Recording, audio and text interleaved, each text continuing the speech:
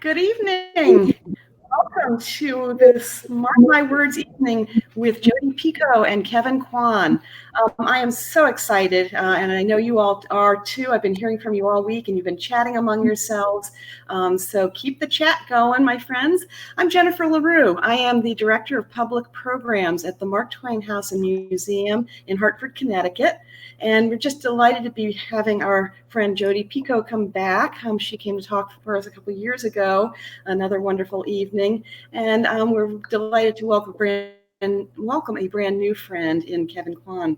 I'm just going to talk very briefly, clear up some housekeeping matters, and then Jodi has a video she'd like to share with you before the conversation begins. So first of all, I don't need to tell you all this because you've been doing it all week and you're continuing to do it. Chat away in that chat area. Tell us where you're from. Tell us what your favorite Jodi Picoult book is. Tell us whatever you feel like telling us in the chat. That makes it all more fun. And I was just thinking about the fact that, that's something you can't do in a live audience. If we were in the auditorium and everybody were chatting, that would be terrible. So it's a really silver lining to this whole virtual thing that we're doing. In addition to the chat, we do have a question and answer session at the end. As you know, though, we gathered those questions ahead of time, and we'll be bringing those question askers up on screen at the end to pose their questions to Jodi and Kevin. So that's going to be fun at the end. Normally I would say you put your questions and ask a question, but tonight that's not necessary. But there is a poll for you. So go ahead and participate in the poll if you will. Before I introduce Jodi and Kevin, I just want to say briefly that the Mark Twain House and Museum very much registering for this program. That's a very vital source of revenue for us. It always is, but during these times particularly so. We are a private nonprofit organization. We don't have state or federal support. And so revenue from programs such as this is extremely important to us, as is donated revenue. Anything that anybody's able to give, and I know it's not easy for a lot of people right now, but should you be able to and willing to share a little bit more, I encourage you to look at that green button at the bottom of the screen where it says your support is vital to the Mark Twain House and Museum. Truer words were never spoke. It definitely is vital. And I want you to know that on behalf of the staff and trustees of the Mark Twain House and Museum, anything you're able to share with us is deeply, deeply appreciated. So thank you for that. Having said all that, about an hour ago, we got exciting news from Jodi's publicist that Book of Two Ways debuted #1 on the New York Times bestseller list. So round of applause for Jodi. We're so excited to be sharing that with you all this evening. Jodi, as you know, is a #1 New York Times bestselling author, 26 novels, including Small Great Things, A Spark of Light, Leaving Time, The Storyteller, Lone Wolf, Sing You Home, House Rules, Handle with Care, Change of Heart, 19 Minutes, and My Sister's Keeper. She's also the author, with her daughter Samantha Van Leer, of 2 young adult novels, Between the Lines and Off the Page, which have been adapted as a Broadway-bound musical. Picoult has 3 children and lives in New Hampshire with her husband. Kevin Kwan is the author of the international bestsellers Crazy Rich Asians, China Rich Girlfriend, Rich People Problems, and his latest novel, Sex and Vanity. Crazy Rich Asians was a #1 New York Times bestseller, a major motion picture, and has been translated into more than 30 languages. He lives in Los Angeles and is trying to eat less pasta. Welcome, Jodi and Kevin. So join me in enjoying this video that Jodi has prepared for us. And we'll meet them in person in just a moment. Hi, I'm Jodi Picoult. I love meeting my readers all over the world on my book tours. While I'm not able to travel to you right now, for the first time, you can come to me, and I'm so excited to talk about my new book together. My new novel, The Book of Two Ways, began as a series of questions. Who would you be if you aren't who you are now? What if your life had taken a different turn? For all of us, there's something or someone who got away. What if you had the chance for a do-over? Years ago, my eldest son, Kyle, an Egyptology major, was learning about an ancient text called the Book of Two Ways. Without knowing anything about it, I said, "That's a great title for a novel." Digging deeper, I learned the Book of Two Ways is the first known map of the afterlife, with two potential routes, water or land, that lead to the same spot, the field of offerings, or the ancient Egyptian version of heaven. I decided to create a novel around this metaphor, following a woman who suffers a near-death experience when her plane goes down. As her life flashes before her eyes, instead of seeing her husband and her daughter and her work in Boston, she envisions what she left behind 15 years earlier, a career in Egyptology and another man she loved. After she survives the crash, she is at a crossroads and reconsiders the life she didn't choose. My research took me from the tombs of Middle Egypt to the bedsides of those in hospice and the professionals who care for them. I realized we've been asking the same question for the past 4,000 years. Will you be happy at the end of your life? The answer is hinted at on the walls of those ancient Egyptian tombs, which feature pictures of the deceased fishing and fowling, dancing, making beer and bread, being with family. The way to have a good death, then and now, is to live a good life. I never expected to be publishing this book during a pandemic, but it may actually be the perfect time for us to push pause and take stock of our lives. How did you get where you are? Would you rather be somewhere else? What in your life matters most? I hope my novel allows you to think about the forks on your own path and the roads you did and didn't take. Do we make choices, or do our choices make us? Let's find out together.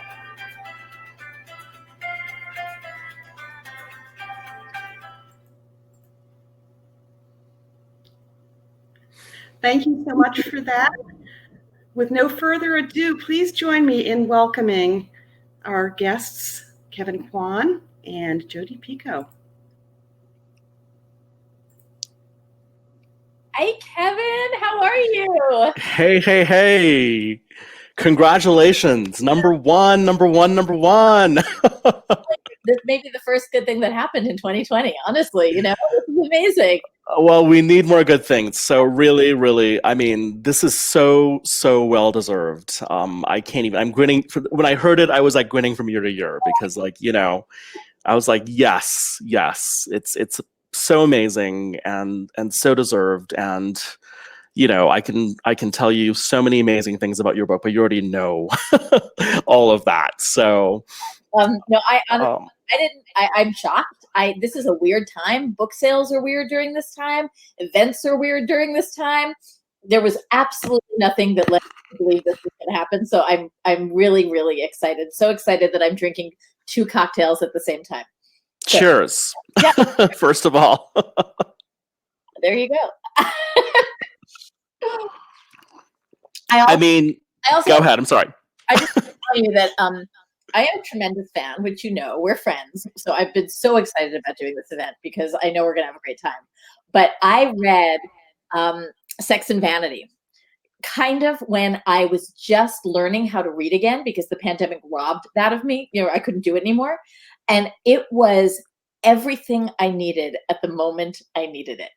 It was so perfect. It was the most escapist, wonderful, dreamy, I am not in 2020 fiction. It was amazing. So if the people out there have not read Sex and Vanity, trust me, you're going to want to read Sex and Vanity because it's about the best escape that we can get right now. And I loved it. You're too sweet. Thank you for saying that. I mean, I really could say the same thing about your book myself because, when it was first sent to me, I, of course, knew nothing about it. I got the galley, mm-hmm. And of course, the galley has nothing on the back that tells you what your book could get into, Yeah. So I flipped open the book and I started reading and I was like, oh no. And it was a really dark week. A good friend of mine had just, lost a parent and, all around us, there are crazy, sad, bad, tragic things happening. And I was like, oh my God, I don't know if I can read this book. But I'm going to try. For Jodi, I'm going to try, and I need to at least pretend to at least read one chapter, and I can wing it through the rest of this. And it's been really such a transformative experience for me. It really has. You know, death is a difficult topic for me. Yeah. And I didn't realize how triggering so much of your book would be, but in the most healing way, really. You Yeah. know, so it was a wonderful, wonderful read. You know, my admiration for you, you know, even before this, I mean, you know, I've loved your work, but like it has just skyrocketed in terms of what you were able to achieve with this book. And it just left me constantly in surprise and wonderment, you know, and very touched throughout the entire book. So really from the bottom of my heart, what an amazing achievement. And Really sweet. really was the perfect book at the perfect time that I didn't know I needed and was reluctant to read. And I was like, this is what we all need right now. It really is, you know. I obviously did not plan on publishing this during a pandemic. None of us want to do this. But, you know, the more I thought about it, the more I realized that everyone's lost something during this pandemic. Whether it is an event we wanted to go to, a wedding we were going to have, parents that we couldn't visit. In my case, it was the off-Broadway debut of a show. Sometimes it's a person. And, you know, we've all suffered a loss. And this book is really about imagining the world where those things didn't happen. And imagining that, you know, that there's some other path, another existence where we're living a very different life and not grieving or not missing out on anything. And I kind of realized maybe this actually is the right book for the right time, because I think a lot of people are mulling over that right now. I mean, you know, we want to believe there's a reason for this. We want to believe that we're going to come away with some understanding of why we all had to hit pause universally. And in a way, I think, you know, following Dawn through her story is a really good way to do that. It's also nice too, because I have gotten emails from people who finished it, who have lost someone close to them, and who, you know, are saying really lovely things about how the book is helpful in that way. But you know, you're right. There's more to it than death. Like, for example, there's a lot of Egypt. But the thing about death is that nobody wants to talk about death ever, right? And you know, I've kind of made a career out of talking about the things nobody ever wants to talk about. And this is like the big granddaddy of them all. And talking about death doesn't kill you any more than talking about sex makes you pregnant. I mean, it's really true. Yeah. And so, you know, we were going to have a big party here tonight, but since we're on the topic of death, let's just go there first before we pivot. Yeah. Because I feel like, yeah, I mean, you really gave voice to something that, you know, a lot of us are reluctant to think about, to talk about, to really address. And just, you know, looking to the character of Dawn as, you know, I don't think it's a spoiler here for most of your fans, that she's a death doula, or she becomes a death doula. Right. And so she started out as an Egyptologist. Exactly. So as you can tell from the video, she's basically on a plane when it's going down. She, instead of imagining her life in Boston as a death doula and with her husband and her daughter, she sees this guy that she left behind and a career she left behind in Egyptology.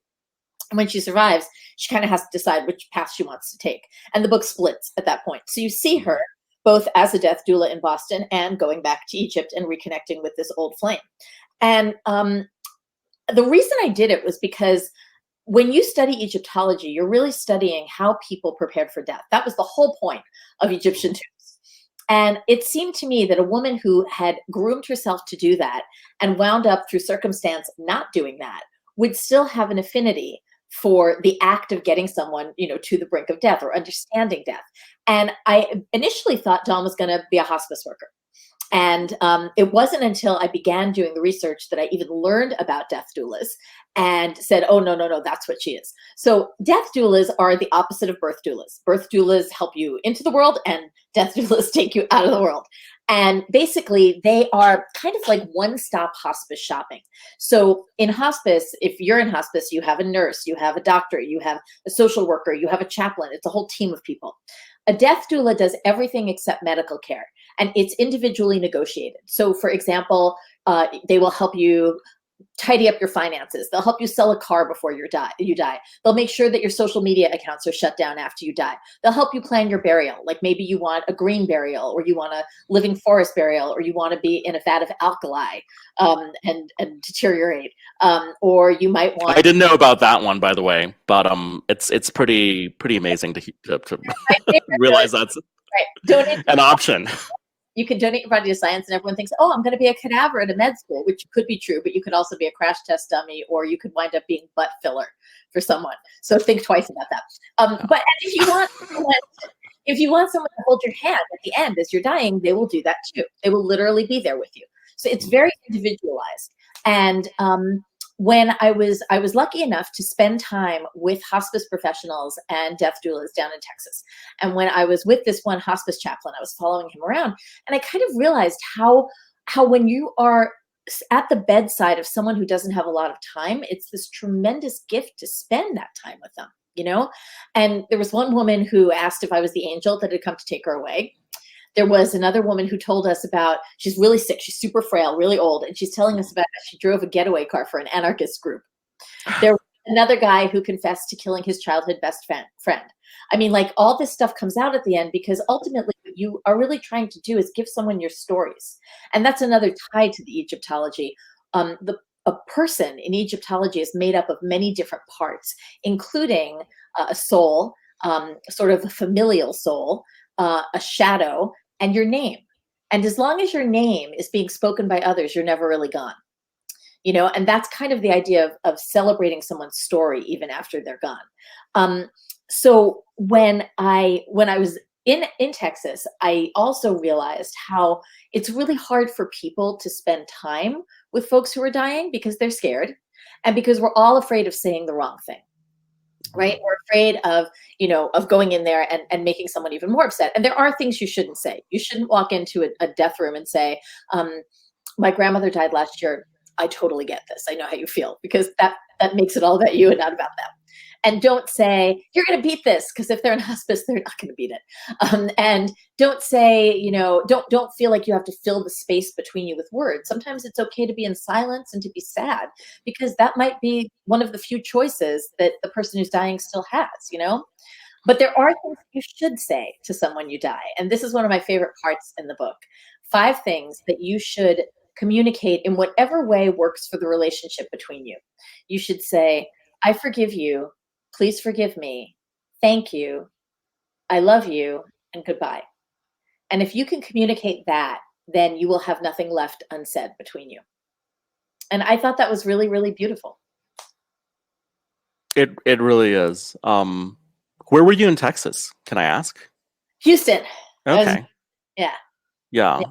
So, my father became ill in 2009, and he was getting treatment in Houston. And I went down to Houston and spent, time with him in his final, in the final half year of his death. And it ended up, for me, also being one of the most meaningful times of my life, and also being there to really, it was really a privilege to be part of his death in a way. And, people always celebrate life as this beautiful thing that happens. They have these birthing suites. They try to create these, gorgeous, luxurious, experiences. And death is always neglected. Death, for so long, especially in this culture, is about being alone, or, there are all these cliches of dying alone in a dark room. And in fact, in my experience, it was really kind of a beautiful, miraculous thing that happened, One thing I remember hearing was, you're not ever really dying. You're living until you're not. Exactly. I mean, what was your biggest takeaway in spending time in Texas with the death doulas and the people in the hospice work? 2 things. First of all, that anyone in hospice, actually 3 things. Anyone in hospice or who's a death doula will not, everyone always like, oh, you're an angel, oh, you're a saint. And they're going to be like, no, I'm not. I just can get a little closer to this than you feel comfortable with. They're the first ones to tell you that they're not some special spiritual creature. But from the people themselves who are dying, the things that came up over and over again was that everyone was shocked. Even people who had terminal diagnoses were like, what? I'm dying? Like they were just stunned when it actually happened, you know? And I think everyone expects to have a little more time than they do.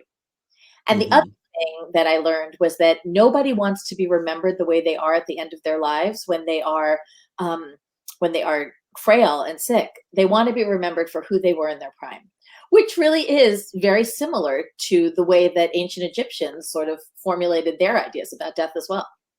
Mm-hmm.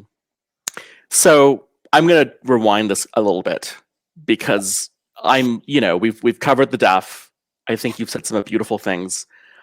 I want to know about Egypt because, as I began reading this and, of course, so many of my questions were answered by the time I got to your, the epilogue, and you sort of explained that your son was is an Egyptologist. But I was like, oh my God, like, did she study this at Princeton? I mean, did she spend years and years doing ethnographies and field work? I mean, you really took us into this world. I could taste the sand. You know what I mean? Yeah. And I felt like I was in the claustrophobic tombs. And, I don't know if you know, I'm obsessed with Egypt. And my goal this year I wanted to go to Egypt. And, had the world been a different place, my plan, was to, of course, I was supposed to be on tour as well, just like you, going to all around the nation and then going to Europe and Asia. Like I was going to do this, they were going to do this crazy thing and put me to like 30 countries around the world. But I was like, I want to go to Egypt. Mm-hmm.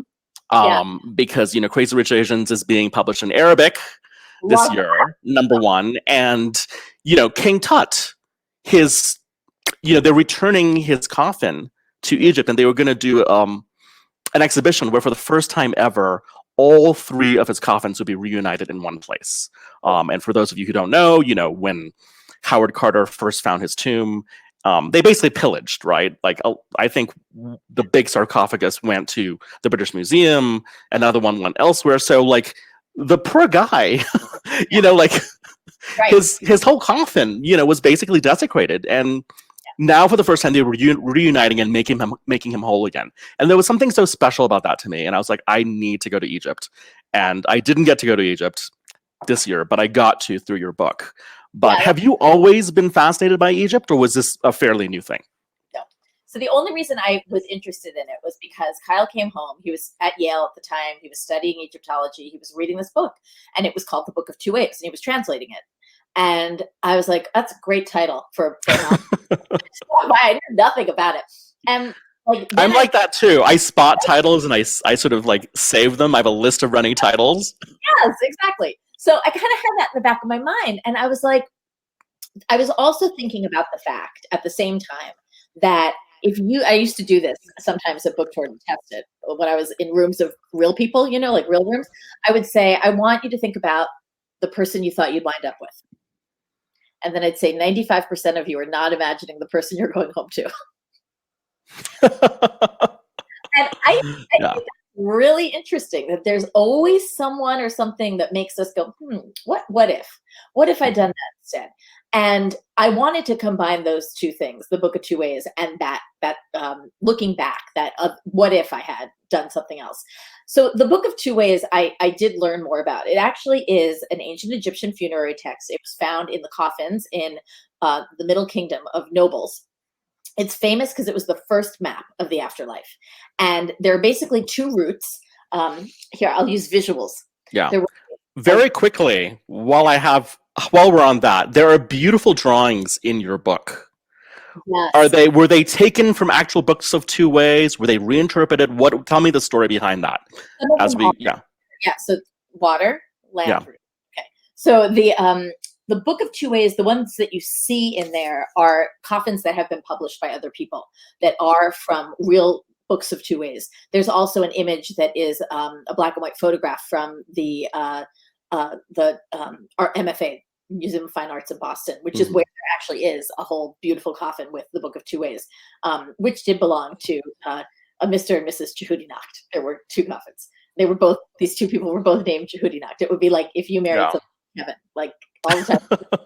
Right. Anyway, so these paths were basically the deceased could get up and walk the land route or the water route. But as long as they had all the information from the spells surrounding them, all the hieroglyphs all over the coffins, they would get to the same place, which was heaven, or the field of offerings. And to me, I love that. I love that concept that even if no matter which route you take, you wind up in the same place. You are where you're supposed to be. And I wanted to incorporate that somehow into my story, which became really the structure of the novel. For me, I did not know anything about Egyptology. I really wanted to go. I set up a trip to go do my research, and that year was Arab Spring, and I didn't go. So I too was foiled. Ken. Don't feel bad. You'll get there. And I kind of shelved the whole idea for years. And then my son got married, and his thesis advisor, who is one of the foremost Egyptologists in America, her name is Dr. Colleen Darnell, came to the wedding. And I said, Colleen, I still want to go to Egypt. And she said, I'll take you. So I got to take this incredible private backstage, tour of Egypt where, yes, I did. Master's level private class, basically. Yeah. Because I did get to go and see, King Tut's tomb in the Valley of the Kings. But more importantly, I got to go to the place tourists don't usually go, which is Middle Egypt. And that is usually not on itineraries because of terrorist activity in the past. And that's where all the books of two ways were found, and all the rock-cut tombs are that Wyatt and Dawn in the book are excavating. And they're amazing because they're so different from the other tombs that you see in Egypt, because they are full of images of the deceased with his family, having fun, like the high points of his career, the things he used to do, like for, exercise, he would go and shoot birds, or he would go fishing. There's dancing and there's singing. And there's this one guy, Beckett, who has an entire wall of hundreds of wrestling holds. Like he's either Mr. ESPN or like leader of the gay pride parade in Egypt. It was the funniest thing to watch, but that was really important to him. And unlike later tombs, where you see lots of representations of gods and goddesses, Middle Kingdom tombs are all about the people who died and what was important to them. And I kind of love that. And so my job was to somehow explain to you that there was like this public part of a tomb where you'd see all this art. There would be hieroglyphs that were cryptographs. So if you came to pay your respects, you would hang out for a while and basically do the equivalent of the New York Times crossword puzzle. You'd be sitting there just puzzling it out in your head. There were things you could say, words you could speak to give all kinds of beer and bread and all kinds of food to the deceased in the afterlife. I'm assuming Kevin is either there or coming back, and I'm just going to keep talking anyway. And then there was also at the same time there was a really private part of the tomb, and that was down an 18-foot shaft on a level that was parallel to the floor of the tomb, of the chapel. And that's where they would set the coffin, in this little niche. And then they would fill it with this, like a big rock. And then they would fill debris in that 16-foot shaft. And then finally, they would cap that off with a rock at the top. That is what Egyptologists wind up doing as they are, when they're excavating something. And so basically, they are, can you guys see me? Let me see something before I keep going. Someone write in the chat and tell me if you can see me. We can see you. Oh, good. Okay. I can't see you, but as long as I can hear you. Yeah. You're back. Hi. Okay. Yeah. So anyway, but the hard part was, like you said, we've got, two grad level Egyptologists who have to be able to talk and have conversations about Egyptology that are beyond, I know about pyramids and mummies, because like that's kind of our basic knowledge of Egyptology. And I had to somehow find a way to explain that to all of you, but also make them true to their characters. So, for example, I'm going to teach you why there are mummies, because we all know that Egyptians had mummies, right? You probably don't know why. Well, the whole point of having a good death was so that when you died, your soul would leave your body and would go hang out with Re, the sun god, and party with him all day long and pull his boat across the sky so he could bring up the sun. And then when the sun set, he would reunite with his corpse, who was a god called Osiris and was the mummified form of Re. And they were kind of like, the Father, Son, Holy Ghost kind of thing. Like they were different people, but they weren't.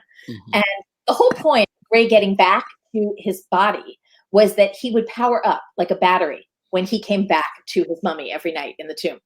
And he had enough energy the next day to get up and pull the sun again.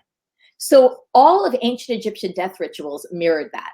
And that is why you had to have a mummy, because when your soul gets back from a day with Ray, it has to reunite with your body and be a battery. It has to power you up for the next day.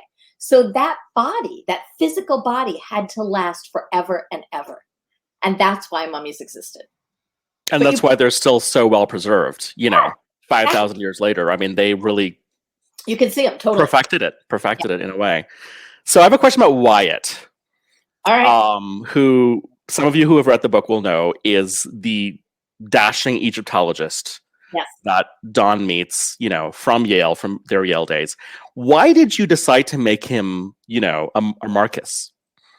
Were you paying, so why is he a British aristocrat? Like, was there a story behind that? This is the best story.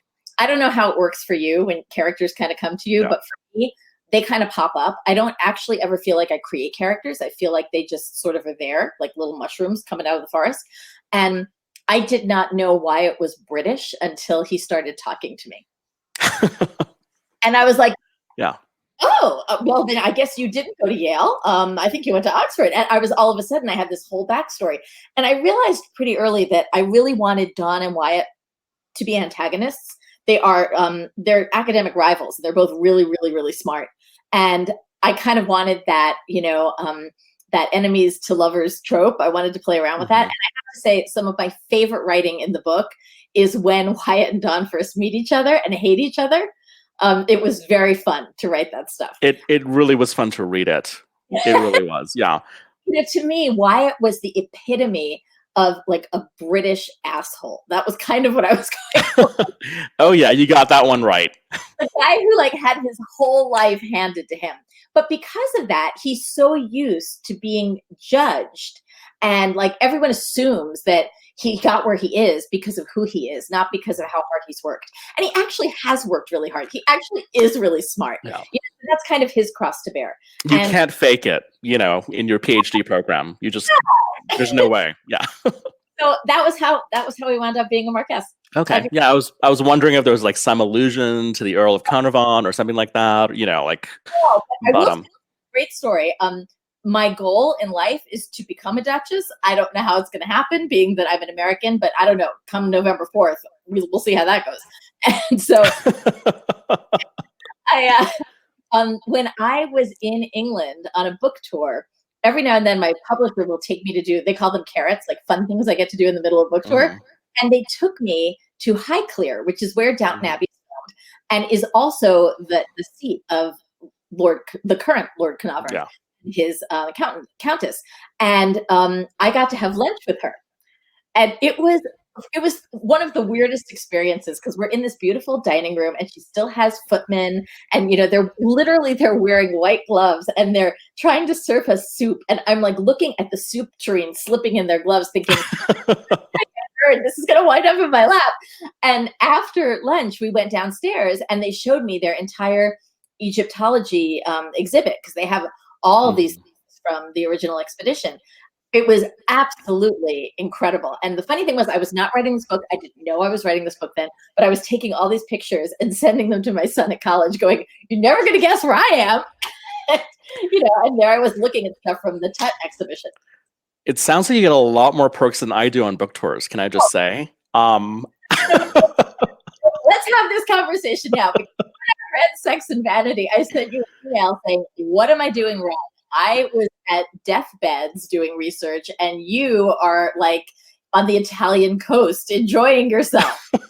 It seems to me like you've really got this figured out, and I need to start thinking about things like Hawaii or Capri, or I don't know. So I don't know. Maybe it's a toss-up. I don't know. Yeah. No, I think you should set your next book in Hawaii. Just let's just start there and like. I don't have a story. Let's just do it. Or we'll write it together. We'll do like some Doris Duke story in Hawaii. How's that? Yeah. As long as I get to go on the research with you. Okay. Exactly. So you answered one of my questions. I was going to ask you if your characters are inspired by real people, and they're really inspired by mushrooms, as you said.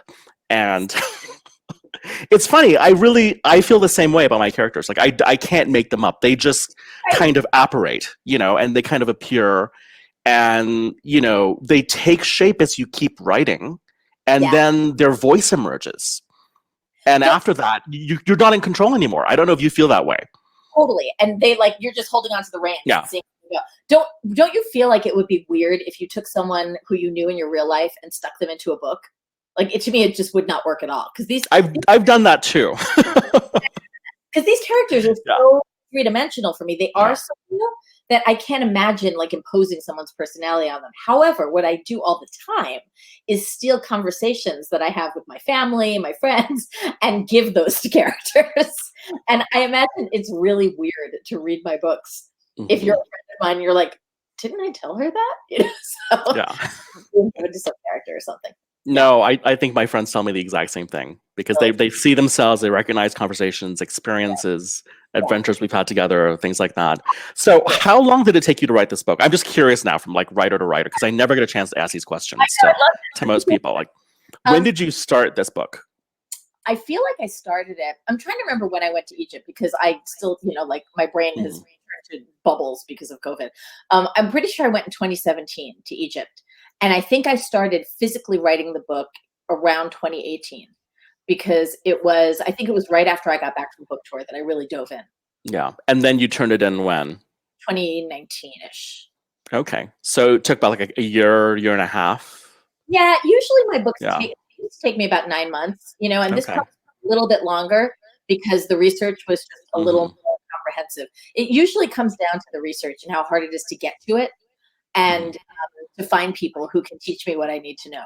Because keep in mind, in addition to Egyptology and to death, I also had to teach myself quantum physics. Yeah, let's not even go there because I'm not qualified to even ask a question. You know, I read that. It was kind of like a total mind craze. I was going to say something else. But it was fascinating. It really was. And, you know, just the paradoxes of the dualities that you play with and the parallel universes. I love what you did with the plane ride. You don't need me to tell you. You don't need me to praise your book anymore.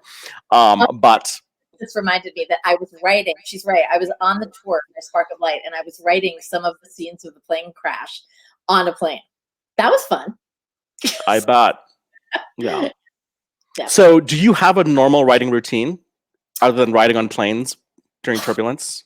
Yeah, I try not to. But I honestly, if it's like a writing day for me, this is where I am in my office. And I usually, I get up in the morning. First thing I do is exercise, and I, you know, either hike or run or walk. And then I come up to my office. I answer fan mail, and then I pull up whatever I was writing the day before, and I edit my way through it, and then I keep going till about like 4 p.m. And that's a writing day for me, basically. Sounds familiar.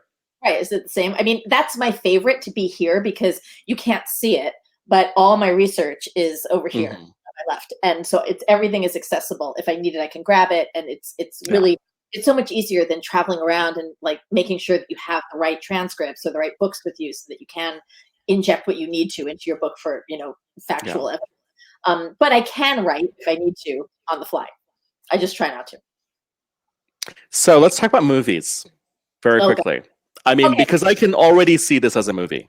I mean, I hope so. First of all, have someone who is interested, and we actually immediately today I was like, we need to tell them it debuted at #1. You know, let's I would love. I'm sure they already know. I'm sure they've got a Google alert on the book, right? That's how Hollywood tends to work. Maybe for you. I mean, I think you had a much better Hollywood experience than I had. I mean, I'm assuming everyone in the chat room has seen Crazy Rich Asians, which was one of my favorite movies that year. It was so good. And, you know, and it was great because they obviously, they valued you, you know, and I think you were very involved in the production of it, which is so important. I think Hollywood misses that boat so often. You know, they assume readers don't matter. And so they don't try to make sure that the author's happy or engaged. Certainly that was the case with My Sister's Keeper, which was, you know, a hot mess of a film. And, you know, and I will never have an experience like that again because it was just terrible when the director's lying to you and changing endings and stuff. It's not good. So, yeah, I mean, I had an enchanted experience, but at the same time, in the adaptation, you know, it took 5 years actually, you know, from the time, you know, we made the deal to the movie actually coming out.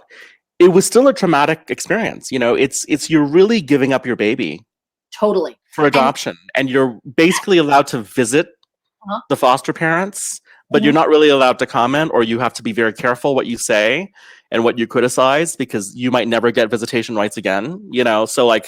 Yeah, it's so funny you use that metaphor, because I used to say that all the time, that it's like giving a baby up for adoption. Once you do it, you're not allowed to say, did you feed her breakfast? You're not allowed to call every day and ask. Yeah. It's done.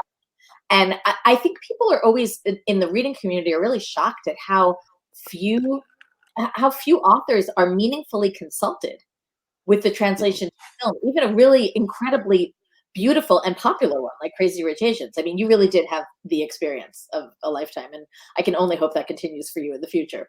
But yeah, We'll I know, not go away, but we'll see. I would love to see this as a movie. To me, it's very cinematic, but what do I know? I'm just a writer. Well, I'm crossing my fingers for you. 26 novel. The last 10 have been #1 New York Times bestsellers. What is your secret? Really? I mean, come on. Okay, Seriously? so now the last 11 have been one New York Times bestsellers. So honestly, the secret is nobody does this alone. And any author who tells you that they got to #1 by themselves is lying. And I'm sure you know this from your own team, but there's an army behind me that you guys never get to see. And it starts with the publicist and the team that created this event tonight.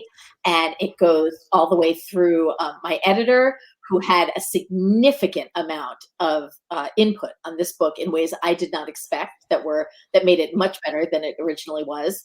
You hinted that the ending was going to originally be really different. Yeah, we can talk about You're going to have to tell me offline what the alternate ending was. And then there's like people who are in charge of social media and are constantly making sure the book gets out there. Then there's the sales force that is getting pre-orders in. Like, there is literally this army fanning out from behind the author that you don't get to see. We're just the face that you get to see. But there are so many people who are so invested in making this book a success. And to be completely honest, I did not believe that this book was going to debut at #1. I was confident enough to think I'll probably make it on the list somewhere, but this is 2020 and nothing's gone right, so it's not going to happen. And sales are weird right now. Sales are coming from very strange places. And after reading, book numbers for years, I look at them and I'm like, I don't even know how to make sense of this today. And because of that, I was just like, well, we'll see what happens. And I was truly shocked this afternoon to find out. And it is absolutely a testament to the folks at Ballantine, who, to my agent, Laura Gross, who's been with me for 26 years, the people who believe in me when I forget to believe in myself. That's the secret. No, well, thank you for saying that. I think it's so true.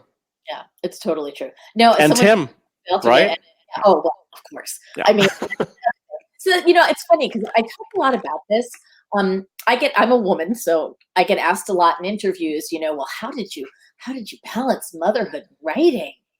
And I always, now I'm old and cranky, so I go, did you ask that of the last male author that you interviewed? Because it really upsets me when they don't. And again, I don't think anyone does anything by themselves. I do have an incredible husband who makes my life easier. If I didn't have him here to worry about everything I don't have to worry about when I'm on book tour or when I'm writing, I wouldn't be able to write a book in a year. And I wouldn't be able to tour all over the world. And I wouldn't be able to do all the other things that I do. And the funny thing is that I think a lot of women don't feel like they can ask for that, but they shouldn't even have to ask for that. I really feel like a relationship has to be a balancing game. And I'm incredibly lucky because I got my Wyatt and my Brian rolled into one. So I'm going to ask one last question, which is going to be a variation on one of the essential questions in your book. And that is, if you could be anywhere right now, that's not where you are, where would that be? Right now? Right now. The reality would be I can tell you where I'd like to be, but I had to make a pit stop first.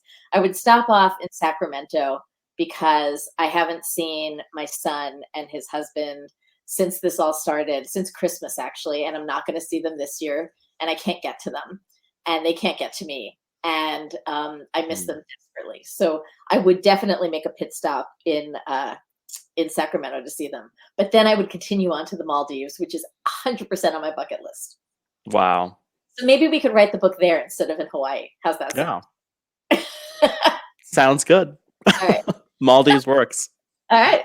It's a plan. I mean, I have a million more questions, but I think there are a lot of people lined up behind me that have probably much better questions. So this has been such a treat.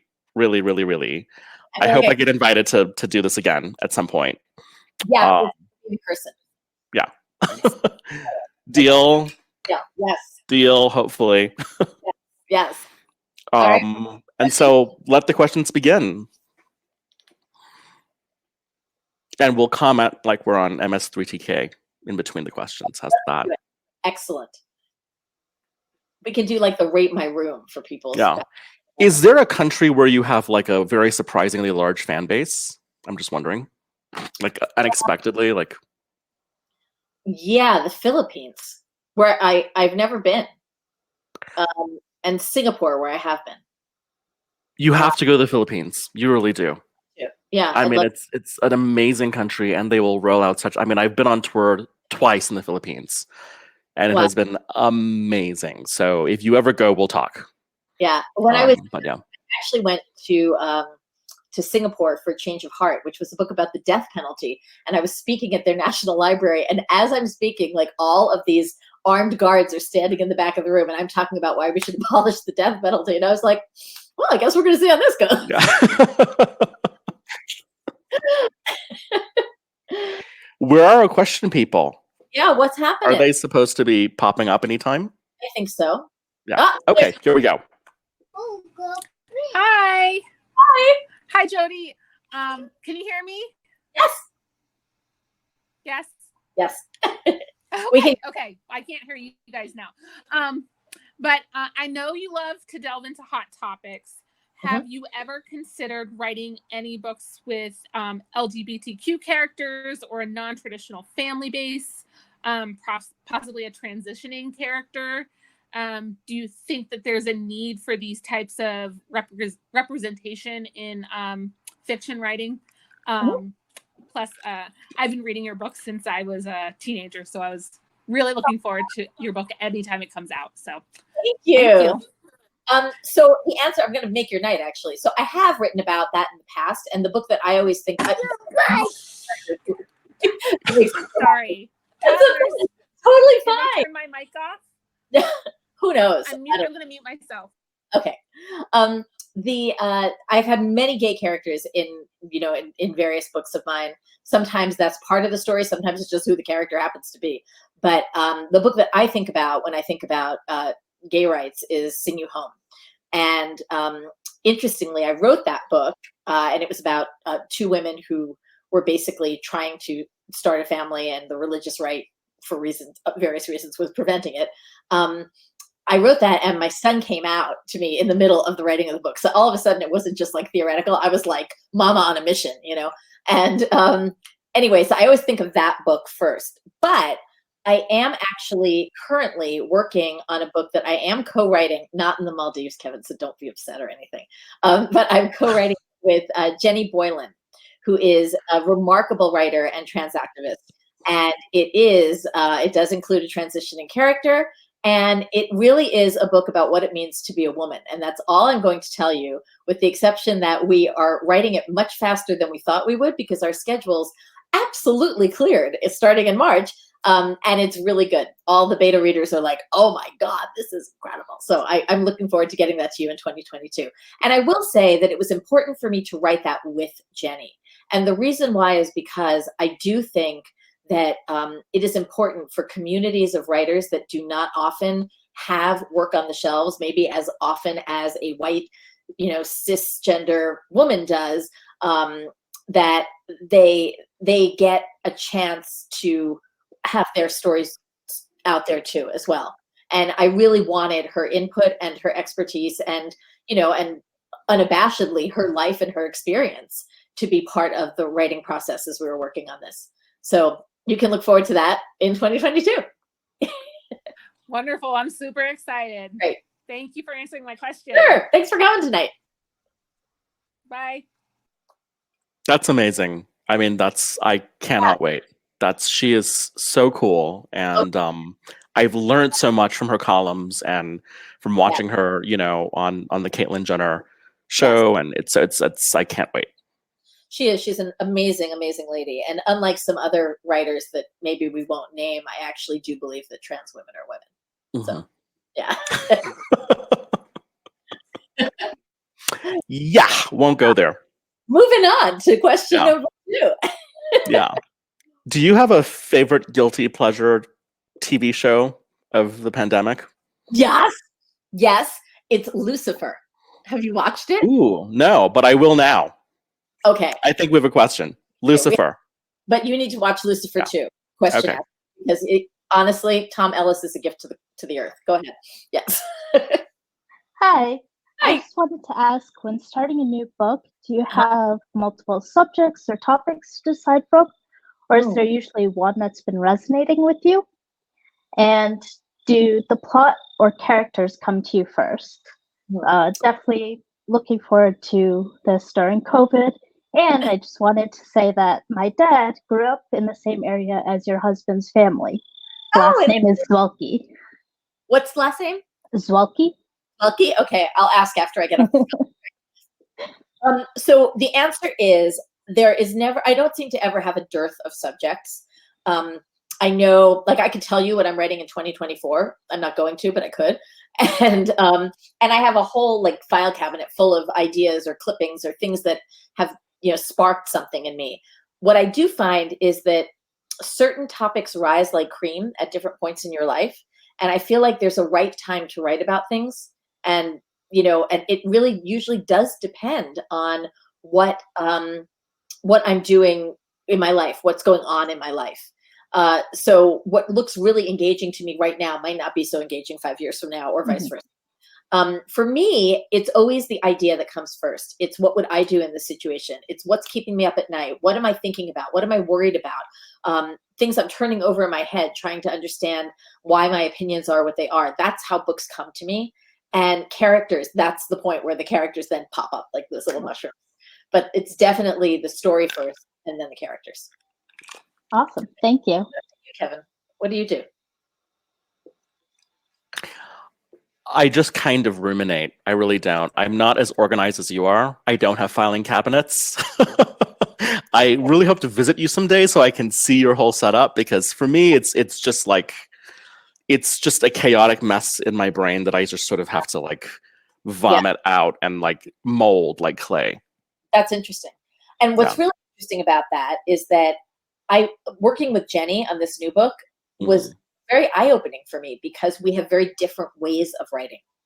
And I had to learn that. I kind of had to learn what my process really is before I could figure out how to steer the book, because she vomits everything out and then takes multiple drafts to really make it what she wants it to be. I do so much thinking before anything comes to paper. And I don't think I knew that about myself until I had this experience. Yeah. Very interesting. Yeah. Thank you for your question. Thank you. Who do we have next?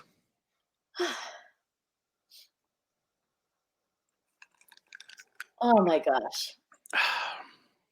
Can you imagine like this whole Zoom thing? Zoom has really saved us in a way. The fact that we can still, I know this is, I'm going on like 300 events now. So like, I'm finally at peace with it. So this is, But yeah, it is hard. It's a lot of energy and it's weird, but. Hello. Here. Hello. How are you? Jodi. Hi, Kevin. So we've clearly established that you do a ton of research for your books and that you know everything super well before you even start writing. So my question is, when you're writing kind of those more really technical sections, like we've said, there's a lot of real deep Egyptology sections. Or do you know it so well through memory that you just write it, or do those sections really kind of flesh out through your editing? Neither. The answer is neither. So when I write a book, here, wait, I'm gonna give you a visual. Hold, please. Let's see what I have here. Okay. So for example, this is from the 2022 book. This is a fake autopsy report that was created by a pathologist for a character in my book. And could I recite from memory what the cause of death is? And I mean, I can read you some of this, the pupils measure 0.8 centimeters. There's an irregular laceration, 2.5 centimeters in length, and the scalp and the right temporal lesion. I don't know this stuff. You know, I'm not that smart. So when I have something super technical like that, I will cut and paste what I need to into usually a document that is almost like a long outline of plot. I never used to do outlines before. And then I wrote A Spark of Light, which was a nightmare and a half because the entire book went in reverse and I couldn't do it without an outline. And my outline for that was like 40 pages. And I was like, wow, you go, Jodi, look at you. And then I wrote the book with Jenny and we had a 95-page outline. So, you know, we took every bit of research and we embedded it into the outline so that basically when we were working off it as a Google Doc, we both had access to it. So the answer is everything is in files because apparently I am anal, who knew? But I then move it into a document that's easily accessible for me. Awesome, thank you. Sure, thanks. So I know you've co-written books with your daughter before. Yeah. The one with Jenny, is this the first time you're doing something with someone that's not in the family? Yeah, except for the fact that I also have I write for musical theater now, and I have a writing partner who I'm used to working with and writing librettos with. But that's much more like writing with my daughter, and I think it's because he's actually like my long lost brother or something. Like, because our brains work really clearly. It was a very interesting learning experience, a learning curve with Jenny to get to where we are now. Mm-hmm. Great. Hi, hello. Hi. Hi. I guess my turn for the question, right? Yeah. Okay. Would you ever consider using time travel element in the future book? Because I know you're a huge Outlander fan, and I'm one of the admins of Outlander, North Carolina. So I had to ask, and who's your favorite character? From my books or anyone's books? From Outlander. If you would use time travel, and who's your favorite character from Outlander? Well, that's not even a question. It's got to be Jamie, right? I want to be with. But I would not say that I wouldn't use time travel, but I don't think I would use it as a device. I'm not going to explain that in case I do write the thing I want to write one day. But it would have to do more with multiple lives and multiple timelines more than it would be like popping up in a different life. I'm not sure yet. I haven't fleshed that one out. But I mean, you know, sometimes you also read authors who do it so well, like Diana Gabaldon, that you're like, oh, why should I even bother? You know, you know, she's like the gold standard for that. So I mean, I can't say never. I also can't say it's probably not going to be in the next couple of books. That's kind of an answer, a middle answer. How's that? And thank you for moderating the stage. I mean, I can't wait until the hiatus is over. So who's your favorite character? Who's your favorite? 100%, Jamie. No, of course. Yeah. Team Jamie. Cool. Right. Forget Wyatt. Awesome. Right. Well, we have Diana's book too after yours at some Oh, point. good. Yeah. She has to finish it first. Thank you for your question. Thank you. Appreciate it. Have you met Diana Gabaldon? Yeah, many times, actually. Oh, wow. She was really nice to me when I was like a nobody author and no one had any idea who I was. And she was just really generous with her time and her information. And I never forgot that. So That's lovely to hear. Yeah, she is. Hi, how are you? Hello.